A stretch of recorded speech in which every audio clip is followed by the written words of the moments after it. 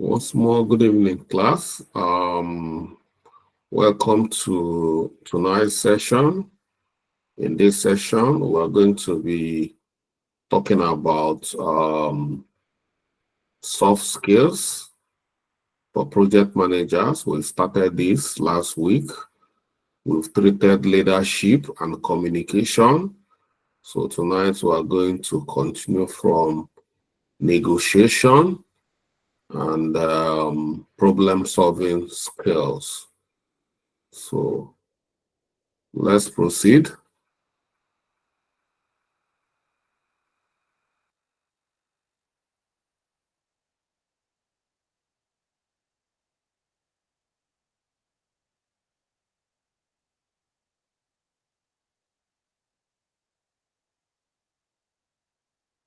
If you are seeing my screen, say I. Hi. Hi. Hi. If you are not seeing me, say me. Hi. Okay. Me. No, I. I carry the. We.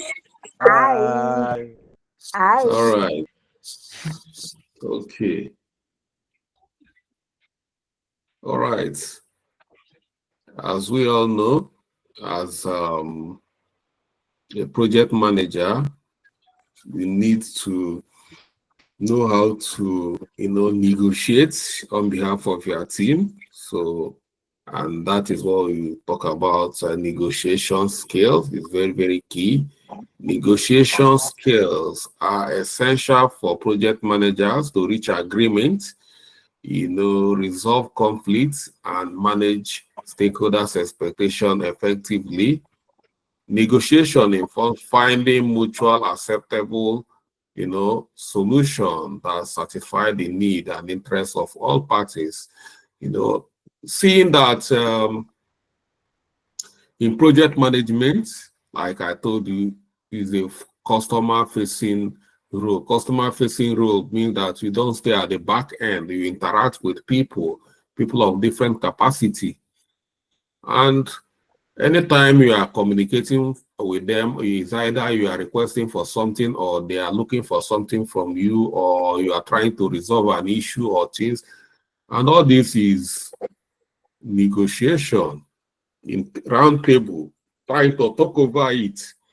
And you must know how to, give and take, how to find the acceptable ground. And every time it must not be what you say or the way you want it. You must make compromise at times. That is negotiation. Negotiation, this you play some politics here, so that is what negotiation is all about. Trying to agree. Even when it's difficult to agree, you must find an acceptable ground. Everybody, at times, you have to look for middle ground for everybody to be happy, more especially stakeholders. Some stakeholders will be pushing, I want this to be done, I want this to be done. And you don't have to say no, no, no, no. Even if it's not captured in you must find a way to make them understand and be happy while talking to them.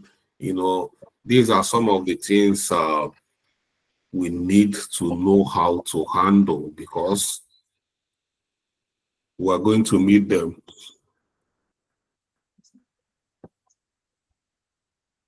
Key aspect of negotiation skills: preparation.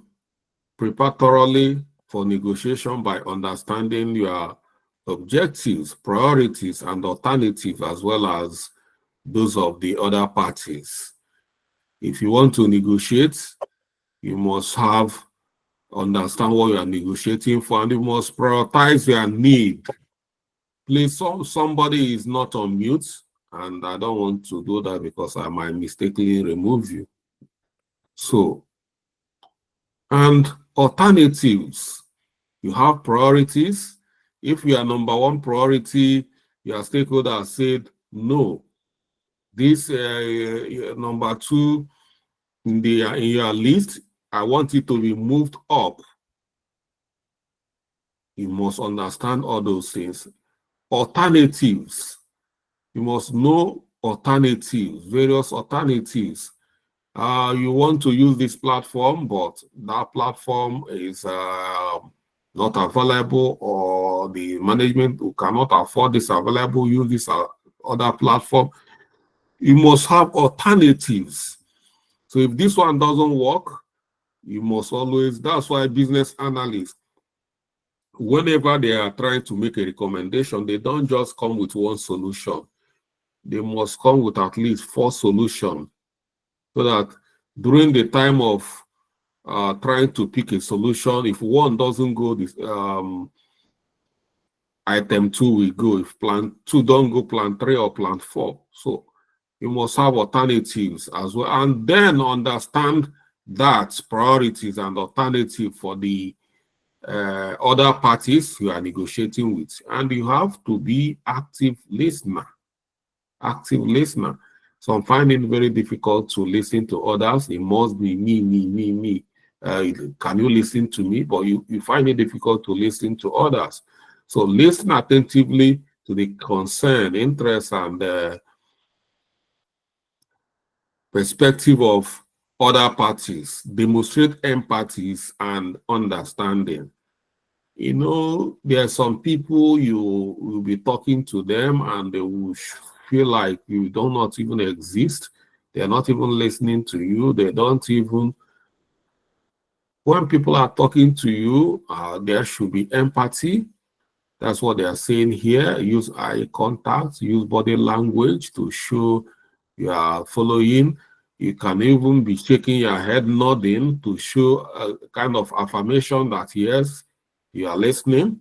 So that will make the person feel that we are, we are in the same, you are paying attention.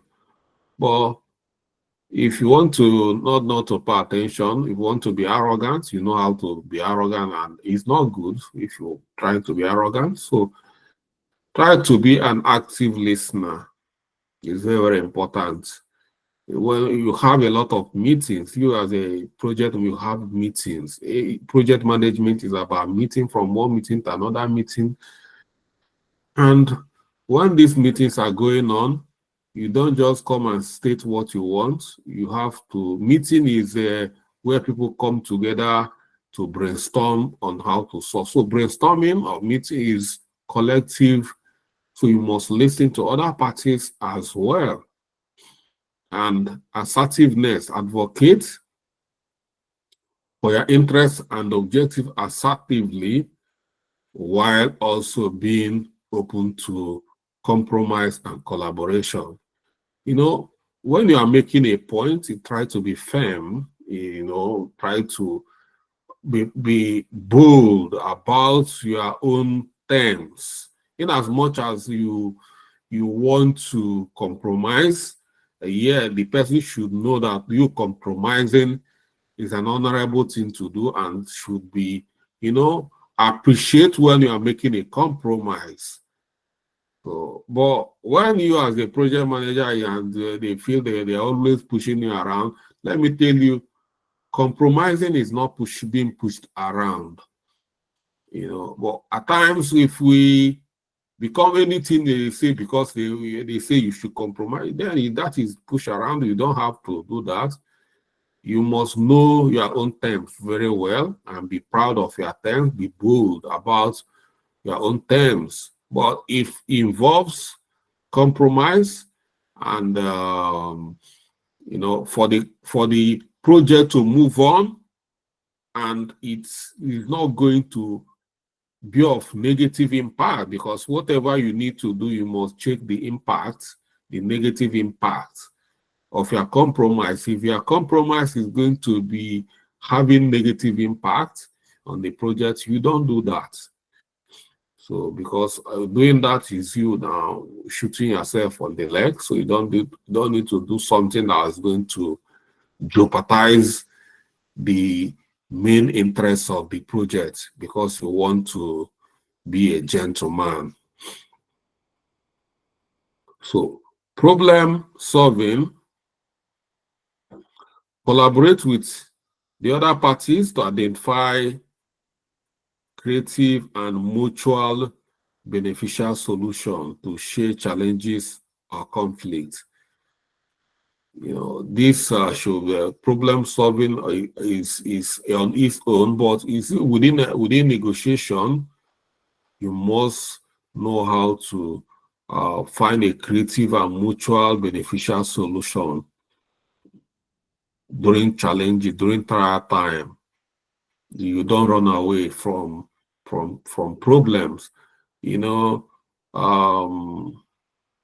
of us yesterday from Abuja, I'm happy he later stood his ground.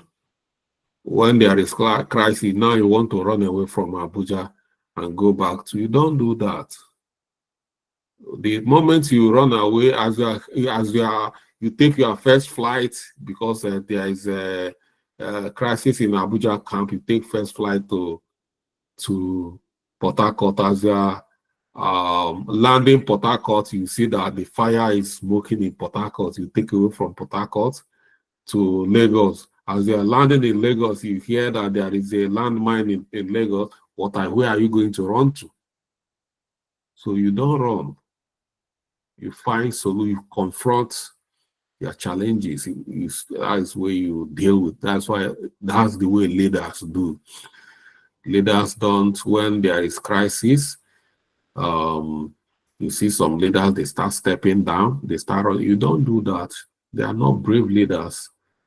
Only if you are the cause. Only if you know you really messed up. But if just because of there is a hard time, so you have to find a way to solve problems. So then flexibility. Be flexible and adaptable in your approach to negotiation, considering different options and alternatives to reach satisfactory outcome. As that is where Agile gets it number one, being flexible. But even in Waterfall, that's why we are preaching this, because in Waterfall, most project managers, they feel so bossy. I'm the project manager, and we in modern days, in today's society, people do not want to say that bossy project manager. So you have to be flexible in way you do things. Have to adapt. To considering that you are not working alone, you are a team, and we are in a dynamic environment, dynamic society. We see we are in IT. IT, you can see that technology is on a very fast lane. So that's why you have to be flexible. You see, you are producing, that has happened to me so many times. You see this food tracker we are working on today. This is the technology we are using today is the fourth technology of, if you are a project manager managing these projects, you say, oh, I'm done with this man. You don't do that. Because you can see we are working on implementing this solution, and you already seen that solution is not scalable or is getting out of fashion. How do you intend to compete in the market? You need to be on top of the game. Your solution, your technology must be top-notch. So in a situation like this, you must always try to be flexible in a way to accommodate some changes, in as much as there is provision being made for that changes. So in agile environment, immediately a solution is obsolete, it's expected that the product owner should stop that immediately. So you have to be flexible. So communication as part of negotiation, you know, some people are very good at trying to see what you are going to do. Abiola Babington, you can do better.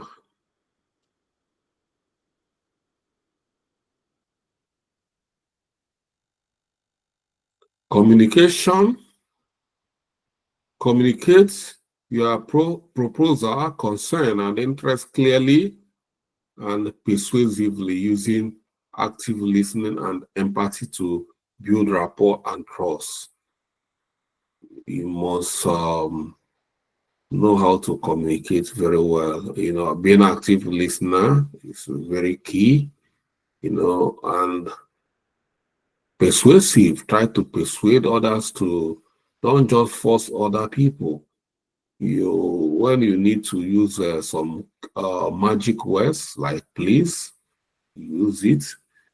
So don't be so, you are the boss, and all these are ways you can communicate and using empathy and building relationship, rapport. And closure, ensure that negotiation result is clear agreement and committed from all parties involved with a clear understanding of rules, responsibilities, and expectation. That is when, after a meeting, negotiation is made most of the time in a meeting. Everybody must know the takeaway from that meeting, the next step, who is doing what is the follow-up actions stated in clear, unambiguous. I said earlier, some people, you will be in a meeting with some people, and you'll be in a very long meeting, 2 hours meeting, and after the meeting, you don't even know the conclusion. You know, it cannot be done inconclusive. Some meeting everybody will feel that yes, we've closed this meeting. It's not like it's stated that it's inconclusive, but you do not understand anything. You don't even know what next. It shouldn't be that way. Every negotiation, it must end with a clear agreement. We agreed on this is agreement in black and white, and commitment must follow after that. So practical application of negotiation skill. Under contract negotiation, negotiate terms, conditions, and deliverables with vendors, suppliers, and subcontractors to ensure alignment with project requirements and objectives. So with this kind of people, you negotiate terms of the contracts with most of the suppliers, vendors. You must know the terms and conditions of every contract. Scope management. Negotiate changes for project scope, schedule, or budget with stakeholders, balancing competing priorities and constraints. So when you are talking about scopes, if you are a change in scope, it must be well negotiated. We've already captured ways to address change requests. You must have a board that will deliberate on that to evaluate every action, and is the way to do that. So, and Every other thing that is involved, like timeline, budget, you must balance it, you must understand it very well, and every other competing priorities, conflict must be addressed. So that is scope. When there is a change in scope, it must well be negotiated. Conflict resolution. Negotiate resolution to conflict or dispute among team members, stakeholders, or external parties, facilitating dialogue and compromise to reach mutually acceptable solution. When there is a misunderstanding, no matter whether within the team or with the stakeholders, as a smart project manager, what should be your interest is how to resolve, not to find out who is at fault. Even if you know who is at fault, the best way is dialogue, finding the situation where everybody will be happy. So that is dialogue. Because if you are saying some people are placing a blame on a group of people, okay, at the end of the day, you lose a relationship or contract with some people supplying you within the project, with your major supplier that have been supplying you over the years or over the since you start the project. If you lose that relationship, it's going to take time to build another relationship, and it might going to affect your project. For instance, you are managing a very large construction business. There's some group of contractors be supplying you cheapies, and there is a misunderstanding. You can't just rush to discontinue with them or terminate the contract. Yes, you can terminate the contract. There's other. So how do you know those new suppliers? They are not going to have a worse attitude than. So it's always good, but if you try your best, explore all the available resources in order to reach a good consensus or compromise, and it doesn't work, then any other thing you know that your lifeline is they are all exhausted. So resource allocation, negotiate resource allocation such as budget, personnel, and equipment to support project activities and objective effectively. When you don't have enough workforce or the budget is low, you don't keep quiet. You talk about it. Like I said, try to be, bold to talk about, because they know they didn't hire you to come and be, they believe you're a leader, you can do it, and they will listen to you when you are making your own demand. So if you don't have enough, always talk about it. Even if they cannot afford it, they know that, yes, we can't afford to hire extra business analyst for you, but so you just have to work with one business analyst, but you've already requested. So they know that, yes, there is workload. The workload is too much for your current team and you need expansion. But if they cannot afford it, yes, but you've already requested. So that's negotiation. You don't keep, if the budget is low from the onset, don't say because if you demand for more increase in budget in order to do a good job, you might lose this contract. They might go and start looking for another project manager. And because of that, you take a low budget and you come up with a shabby result and making a mess of your name and your reputation. So it's always to talk about it. Equipment, if they supply you with the wrong equipment, talk about it. This is not what your team deserves. You need a better equipment to do this job. So you have to speak up when it's time to speak up. Nobody's asking you to shout, or nobody's asking you to, but speaking up gently, professionally, making your point. It's what you are being hired to do. Negotiation skills are essential for project managers to reach agreements, resolve conflict, and manage stakeholders' expectations effectively. By developing effective negotiation skill, project managers can navigate complex solutions, build consensus, and achieve project success. Yeah. So is there anybody who do not understand what negotiation skill is all about? Or is there any of us who have been struggling to negotiate? Oh, I hope everybody now can negotiate very well.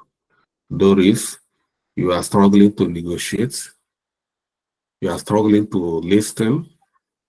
You are not a good listener. Yeah, sorry, sir. I'm a good listener. Okay, But, which one are you not? I'm struggling at negotiation. That's Most why. of Okay. most of the times I feel that maybe once you put the price higher, you may lose the customer, just like you said it. But sometimes also when you put that money higher like that, the person feels as if maybe you are trying to cheat them, or you are trying to extort. You want to make more work. So how should we go about In this? which environment? You are talking about price higher in what environment? Where are you selling something? Do you have a store where you're selling? I sell something normally, but my husband is an engineer. He does roofing and all these things. Okay. So most of the times I write some of his quotations and then the payments. But when we get to the point of payment, you see that the people get to push the money down. Sometimes they even push the money to the point that you would not even want to look at the work. Is there any magic to maybe putting a price and then the person gets to accept it for the work? Yeah, you can do that. Like I said, whichever price you can try to clarify, because some people will just tell you this, they put price without try to let the people understand the work involved, break the work down, and try to let them know, convince them. Like now there is high price in things. Another thing you need to put into consideration, try to understand the market price, because every product have a market price. Your price must be hanging around the main market price. So if they are pushing it below the market price, of course, they are going to struggle to get somebody to do the job. So don't be greedy by going far higher than the market. Every product have standard market price. So if you want to do a better, there's a specialized thing you want to do for them. You must make things clear, transparent. Everything need to be transparent. For me, if you are bringing such quotation for me, I know before I do any, I always on my own do market survey to know the price.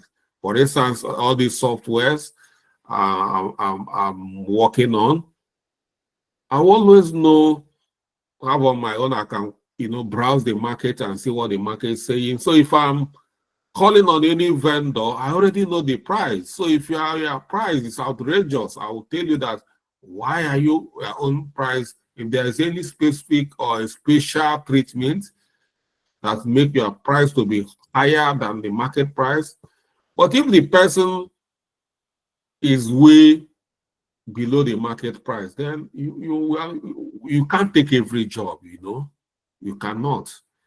in as much as, or you are going to make a mess of your reputation because you won't have enough resources to do the job. So if you are taking a job you don't have resources to do, then you are killing yourself. You are killing your image. Because once you take the job, you can have up to 30 contracts, but out of these 30 contracts, you are not even going to do one. By the time you finish all this job, you have to pack your things and go back to the village because nobody is going to call you again. Thank you, sir. All right.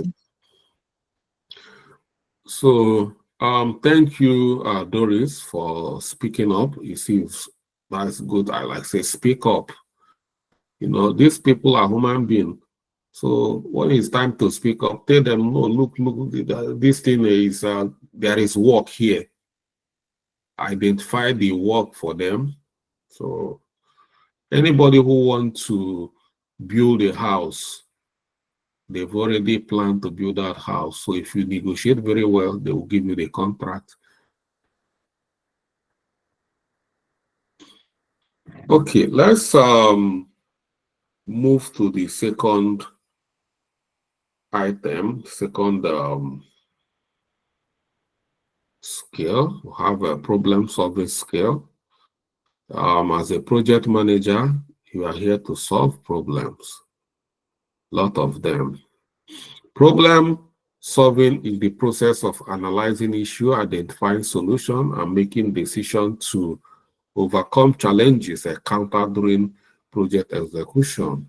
Effective problem-solving skills are essential for project managers to address obstacles, mitigate risk, and ensure project objectives are met. When there is a problem, what do? You solve it. You don't resign. You don't run away. You know, because everything, only if you have decided not to be a project manager. Because you are coming to solve problems. You see people, everybody is contesting for election. You want to be governor, you want to be, these are people that want to solve problems. You want to be governor, you are complaining that problem in this case is too much. What are you there for? The problem, everybody who wants to be the president of Nigeria, what do you think you are coming to do? To be flying private jets? Or doing what? Of course, even before you enter there, you know that Nigerian problem even is too much. So you are coming to solve problem. That's what a leader do. A leader come to solve problems. Leaders you don't rest. It's not easy. You are not coming there to be drinking coffee, drinking champagne. Yeah, they are paying you ridiculous amount of money because they know at times that money they even pay you, you don't even have time to spend and even, you know, enjoy that money because you're always solving problems. You see project managers, they will be on site till midnight. So many of them, they don't sleep. They don't sleep because they are trying to crack their brain to solve this problem. Because of the problem facing them, challenges here and there, they are jumping from one meeting to another meeting. Do you think jumping from one meeting is just to be playing around? Because these are every meeting is to solve one problem. So that is what you do as a project manager. That should be at the back of your mind. You are a problem solver. So, and you have people that will help you to do that. Your team are there. They'll have good team. They will help you to solve these problems. So let's look at the aspect of problem solving, analysis. That's why I say you have a good team. Business analysts, they are there to help you if you have one. If you don't have one, well, I'm teaching you project management and business analysis because I know you are going to need it. I know you are going to need business analysis at some point. So even if you don't have a business analyst, you have the skills to troubleshoot the problem.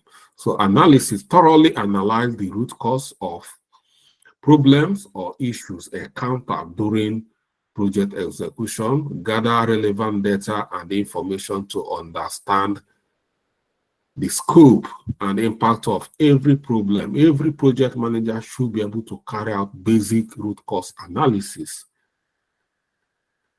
And that's why when I'm weaving project management and business analysis together, it's because they are meant to work together. So if you don't have a business analyst, good, you do it. You do the analysis that is involved.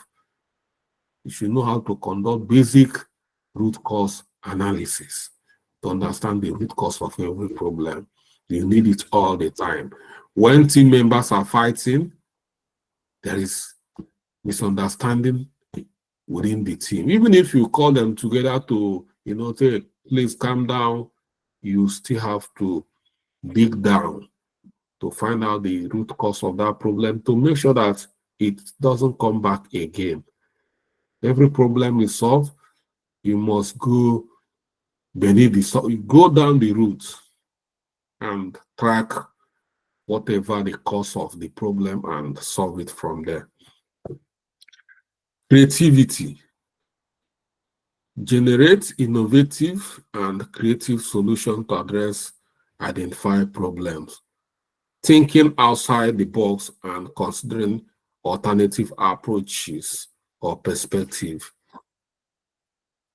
Some people will just any little they tell you, I can't do it. I cannot do it. It should not be as a digital project manager or IT project. You can't say I can't do it or it's not possible. Some people, every small thing is not possible.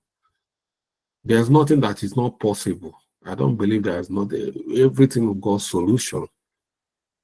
So you must think outside the box. Outside the box, once think outside the box, you must, more especially today in an era where we have different kind of technologies that are going to assist you. So you must always think outside the box when trying to address problem and be innovative. Innovative is all these solutions here and there. You can use that.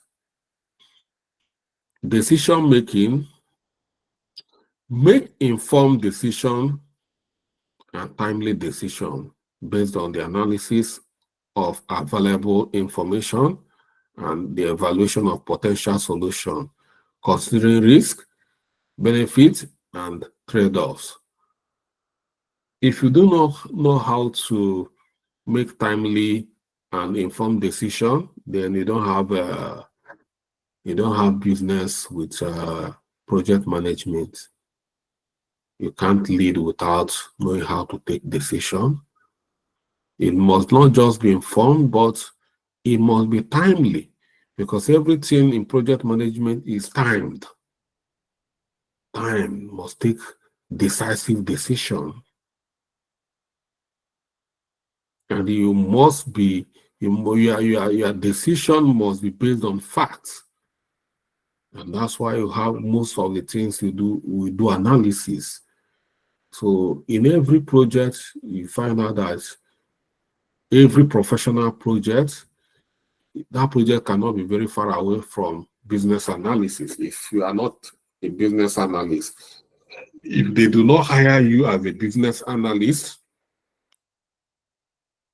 it's like hybrid, they must have an analyst there to make sure that there's a lot of information available, information that is being analyzed, everything being on fact, figures. So you must know how to do that. And you must know how to trade off when it's time to trade off. You don't be clingy on some issues. Some things you let go and move on, take timely and informed decisions to help your team accelerate. Implementation, you must know how to execute and implement chosen solution effectively. And you see, in our projects, you see we have time for everything, time for planning, time for execution. When it's time for execution, you already know. If in your own case, you don't know even when to execute and when to, then you're in trouble. So you must know when to execute. After planning, you hit the ground running.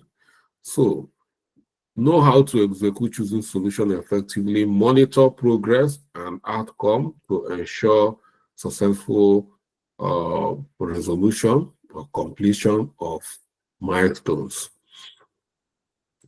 Evaluations. Evaluate the effectiveness of implemented solution, gather feedback and lesson learned to inform further problem-solving effort and improve process over the time.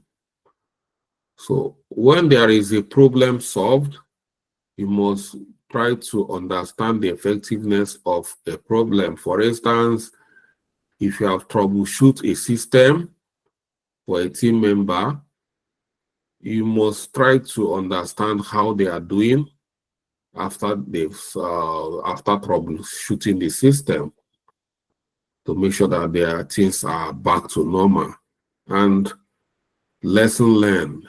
Every problem solved must have a lesson learned. What have you learned from that problem solved to help you make improvements over the time? It's a continuous improvement. Everything we do, when we are doing it the second time, we must have an improved version of it, you know. And even me, as you see, as I teach, I always try to improve on my teaching materials. I can't, what I used to teach last year is not for, because things are changing and I'm getting more experience. The class I'm having, you know, everything you learn. Who tell you that I don't learn? I learn equally. So, and when you learn, that's what we call lesson learn. Everything you do, lesson learn. As I'm chatting with you people, lesson learn. As we are finishing this class, I've learned a lot from today. Tomorrow, the way I interact with this class, I try to be better with my, you know, relationship, communication. So that's why evaluation is very important. Practical aspects of problem solving, risk management. Risk is number one. Identify and assess risk to project success, develop mitigating strategies and contingency plans to address potential issues proactively. We've done risk management, so we always have a plan on how to identify there's some problems we know and we see as risk even before we start the project. We must have plans. Somewhere like budget overrun is something we always foresee coming, and we've not, so we must make a plan. We must have what we call contingency plan. I always say if you have £10,000 to plan for a project, don't use the whole £10,000 in your first plan. Try to keep 3,000 as a contingency plan. Try to see how we can squeeze the project and within the 7,000. If as you are progressing and you find out that you are so much struggling, then release more fund from yourself. Don't go to the organization to ask them to release fund. First, release fund from yourself over time. And yeah, so that's how it should be done. And issue resolution. Address issues or conflicts that arise during project execution promptly and effectively. Promptly means that you don't wait when there is issue, or you address it immediately. You don't wait, maybe something happened to me, it's okay. We are going to talk about it tomorrow. If you have time to address it immediately, address it to avoid it escalating to something else. Facilitate dialogue and collaboration among team, among stakeholders to find mutually acceptable solution. You have your stakeholders, they are there for you to help you. If there is issues, don't be shy to talk to your stakeholders to find mutually acceptable solution. They are there. If they know you are not a magician. Resource allocation, optimize resource allocation and utilization to address resource constraints or bottleneck. Reallocating resources as needed to support project objective, like I said, contingency plan. So if you need to reallocate resources, you do that promptly. So if you need more human resources, talk about it. So these are some of the things. But initially try to know how to allocate resources to your deliverables. Resource allocation is very important. And we've done that as well. So you have to plan your resources very well to make sure that your resources are adequate to support the project objectives. Process improvement. You must continually improve. Is one key aspect of problem solving skill. You must have learn to develop, improve on, not only improve yourself, improve your team. The team should be having regular workshop. Anything that will help your team to improve is very, very important. Improvement. Even if you mean once you have workshop, seminar about, improving on different areas of your work. If you see where people are, your team members are struggling, try to organize a workshop to help them improve. Problem solving is critical skill in project management, ensuring project managers address obstacles, mitigate risk, and ensure project success. By developing effective project problem-solving skill, project manager can navigate challenges, drive innovation, and achieve project objective very well. So, yeah. So, we just capture these two because of time. Next time we'll look at adaptability, which is mean flexibility. But for tonight, we can stop here so that we can collaborate, and I will then receive feedback. Like you see, feedback is very important. Feedback all the time. That's whenever I try to make small time to ask questions to know how you people feel is important. So, feedback time.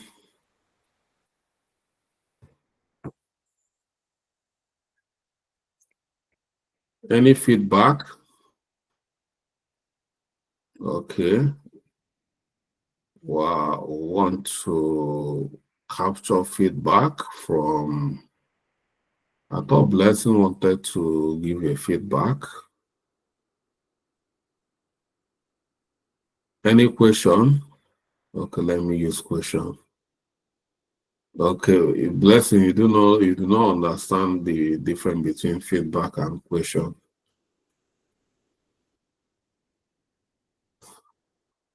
blessing. You can ask question and give feedback as well. Okay, good evening, Mr. Charles. Good evening. Thank you so much for the teachings tonight. Okay, the question I have is concerning a project I'm handling presently. I'm Didn't tell handling. me. You people didn't tell me. All of you are project managers. So This is not in the project management capacity. okay, is in the developer capacity. Okay, sir. Okay, carry on. Okay, sir. Thank you. Okay, I'm handling a particular project, and along the line, okay, let me just break it down. I am an automation engineer, and I deal on gate automation. So this is a particular project I was handling, and along the line, the client used another person to do some other jobs on the project without notifying me. And at some point, what they did not work, so he had to call my attention to it, and he started accusing me of my my own product not working, the product I supply and worked on. So when I got to the site, I noticed that the work they did, they tried to integrate solar to the system, but they did not do it the right way because he works with electricians, not the automation engineer. So at that point, I had to, first of all, I was there to defend my project and point out to him that the fault is not from my side. So now I've notified him that the work was wrongly done. So now at this point, he wants me to come and conclude the work and also rectify what the other people did on the project. So I'm asking, in a situation like this, am I supposed to charge? Because my plan is to charge him for the job again. What they did wrong, I'm going to be charging him, because this is an ongoing project, but he breached the contract without contacting me. So I'm asking, should I charge him? I want to charge him as a fresh project, because at this point I'm coming in to do some corrections and also finish my project. Okay, you see, the problem here is that like I say, everything you do, try to be professional. You didn't follow the due process while managing this project. Number one, you didn't state your role in this project. Are you a vendor? Are you an engineer? Are you a project manager? Are you a business analyst? What is your role? What is your scope? Where do you fit in there? Are you the vendor and equally the engineer and equally the project manager? There is no, that's why when we talk about role, like specifying who does who, if there is, let me use, if you did a racing matrix and identify when another person is coming in, you have to start applying what you are learning in anything you do. You must not get a work from NMPC before you call it a project. The project you are handling is a big project, but the way you manage it makes that's why the client has to come in, because it seems the client does not have confidence on you. That's why the client has to come in and start when you are handling a project, and you bring in another contractor or project manager. It doesn't happen that way. So everything is modeled up here because there is no definition of roles and responsibilities. you know, requirements. Things are not streamlined. Are you getting my point? Yes, sir. So things are not streamlined. If there is you are hired and there is scope, they told you what to do. What are the scope of this project? Is it to supply a solar panel or solar? I don't really know. Is it to supply solar and install the solar? So, no, sir. or is it to just supply the solar or just to install the solar? Where do you come in there? Okay, sir. You know, the system is supposed to run with either electricity or solar. And at the initial stage, our agreement was to power the machine with mains from the house. That's the main electricity from the house, which was the provision was made. But he went behind and tried to introduce solar to the, probably somebody advised him, and he tried to introduce solar to the system. So that is additional requirement. yes. Yeah, but if additional requirement is being captured, we'll talk about change request. You know, we'll talk about it. So if they are trying to bring additional requirements, you should have quickly identify this is an additional requirement that requires additional inputs, additional resources, additional this and that. So did you do that? Yes, that is why I'm asking this question, because I'm supposed to have an appointment with the client, and that's why I'm asking. Because my plan is to demand for an additional resources. Because this, so if is you know the first agreement, everything is stated. I hope it's written down what is supposed to be done at an agreed cost and a timeline to do that. And now he wants something more. Then it should equally be identified, itemize those additional inputs with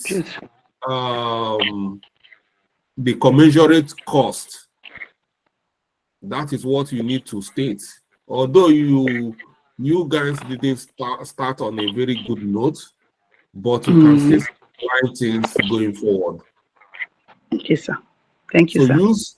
Use change requests to capture the additional resources involved. Okay, sir. Thank you so much, sir. You're welcome. Okay. Chineye James Effiong. Yeah, good afternoon, everyone. Good afternoon, Mr. Charles. So my question is a bit of good afternoon. Where are you calling from? From the class. Huh? From the class. I know you say good afternoon, but I know it's midnight here. Okay, it's afternoon here in the US. Okay. Don't catch them. So I wanted to ask, it's something that has bothered me. I've asked I think I've asked someone in the class, but I just wanted to know officially. You keep mentioning waterfall, agile, and all that. You say it depends on the approach you use. So I want to know, is that something we have in the curriculum? Is that something we're going to be learning to understand? Because I do not know what any of that means. Yeah, well, so I'm wondering if we're going to learn it at some point. It's always in the curriculum, project methodologies and approach. So that is the next thing we need to do, to understand different approaches, different methodologies. we keep it, it's very, very vital, and we want it so that by the time we finish, you will remain very fresh in your memory. So immediately after this, we are going to trade that you know, we are going to use it, because while we're using while we're going to talk about it, we are going to making a lot of references to a lot of things we've said already. So Agile is a traditional way of managing projects. It has been there for ages, even before some of us were born. The Agile approach has been there. And recently, we have, sorry, I said waterfall is the traditional method that has been using Because I for a was long wondering when you said Agile has been there. So, what was and currently over the years, because of changes and innovation, we started using agile approach that are going to be a bit flexible, because the waterfall is a bit, not a bit, is very rigid. It's a rigid project approach. So we are now migrating, a lot of companies are now migrating to agile approach, seeing the magic agile have done for so many companies, you know. So because of that, like you see Apple is a very known company that used agile to take over the market when they started producing their phone. Nokia has been in the market for years using waterfall approach. But when Apple came in, they started using agile. And agile, you have to make use of customers' feedback. Try to understand what customers need. Listen to customers. Follow the market trend. And this is what they are doing. And they took over the market.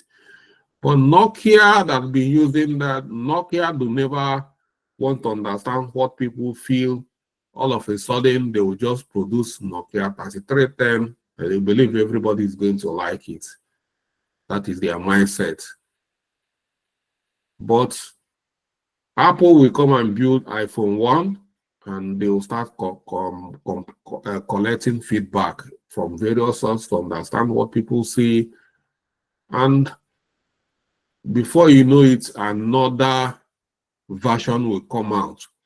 You'll be very, very surprised that some of the things you complain, or some of the, is going to be the thing they are going to start supplying to you. You see, people are very happy. They are listening to them. And you see, that is the story of Nokia versus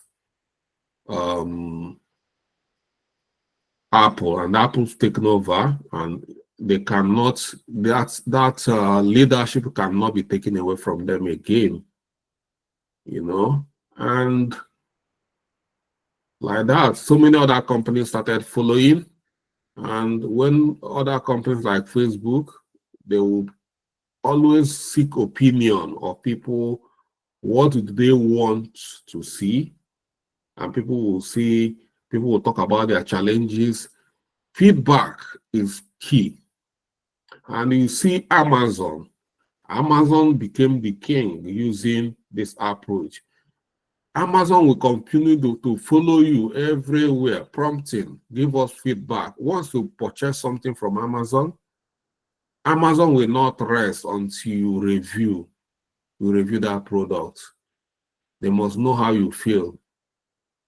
And that will determine how they are going to work on that product. It's either they remove the product or they modernize the product, or so.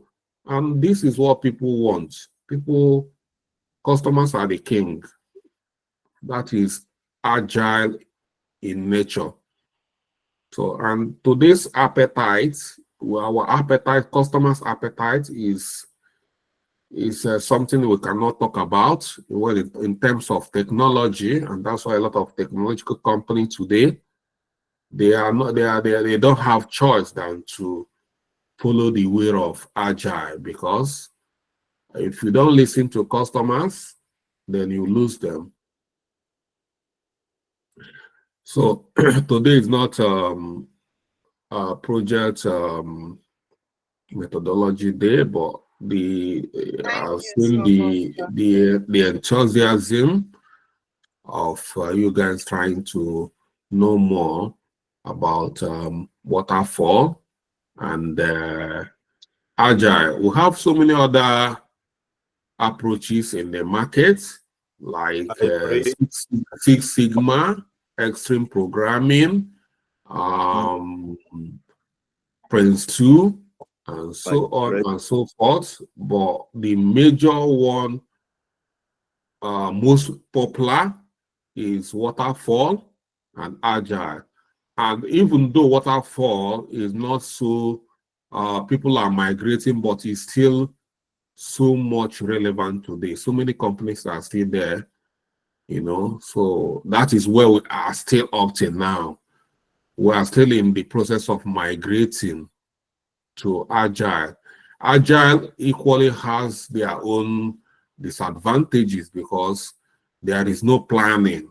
Everything is more like a cowboy way of managing projects in agile compared to waterfall.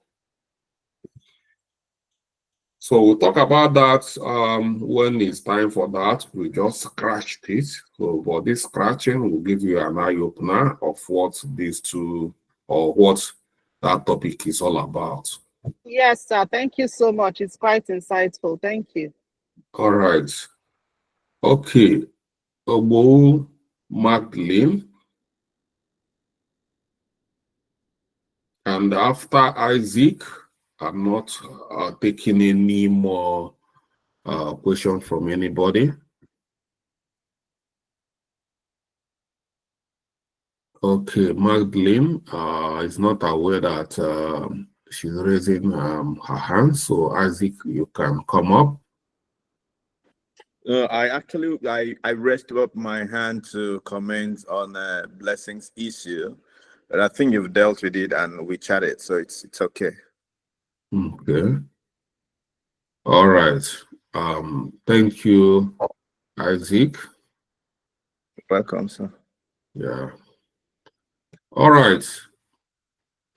Blessing, when they pay more money, try to give me my consultation fee, you know.